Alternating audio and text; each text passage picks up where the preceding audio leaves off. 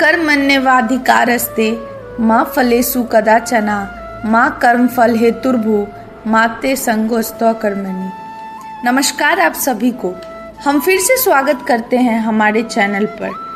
आइए दोबारा पलटते हैं इतिहास के पन्नों को।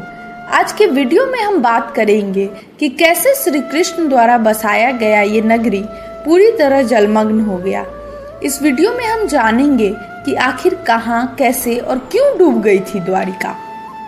कर्मयोगी कृष्ण, पूर्णावतार कृष्ण, कृष्ण से अद्भुत कौन है?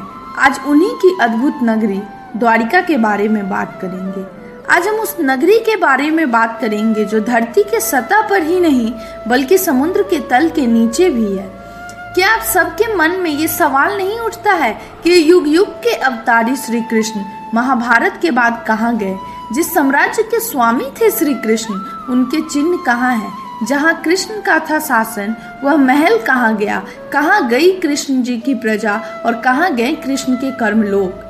आज हम इस वीडियो में एक एक करके इन सभी प्रश्नों की गहराइयों को समझेंगे।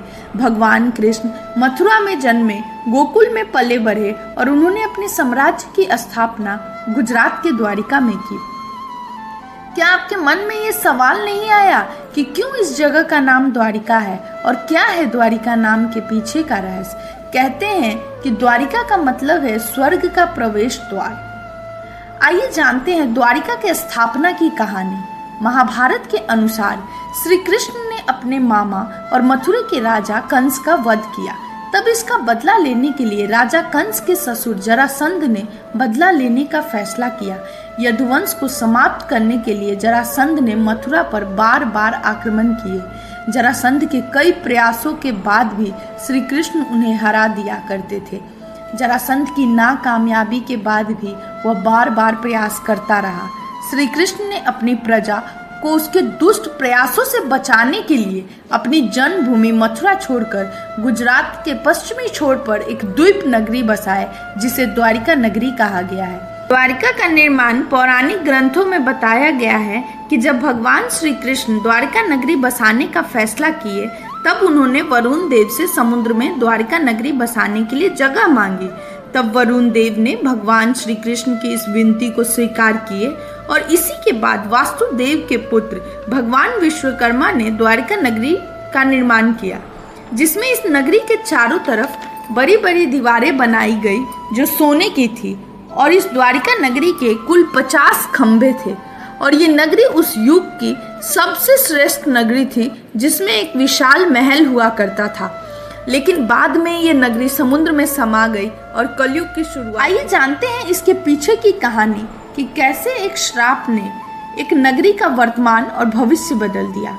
महाभारत के अनुसार कुरुक्षेत्र में जब कौरवों की हार हुई तब माता गांधारी ने भगवान श्री कृष्ण को श्राप दिया था। उन्होंने कहा था कि जिस तरह इस युद्ध में कौरवों का विनाश हुआ है वैसे ही एक समय आएगा जब यदुवंश का विनाश होगा। इसके बाद द्वारिका नगरी समुद्र में डूब गई और कलयुग की शुरुआत हुई।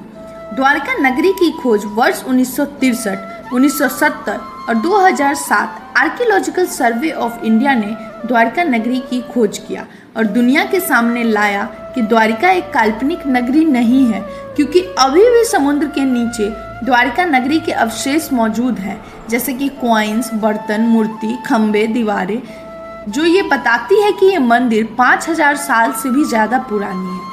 और इन सबूतों के आधार पर यह कहा जा सकता है कि महाभारत कहानी नहीं बल्कि इतिहास है। इस बारे में आपकी क्या राय है? कमेंट्स में ज़रूर बताएं। ऐसे ही बने रहें हमारे चैनल पर आगे और भी रहस्यमय बातों के लिए। अच्छा लगा तो चैनल को लाइक, सब्सक्राइब एंड शेयर करें और बेल नोटिफिकेशन ऑन करना ना भूलें। बने रहिए हमारे चैनल पर ऐसे ही इंटरेस्टिंग वीडियोज़ के लिए। धन्यवाद।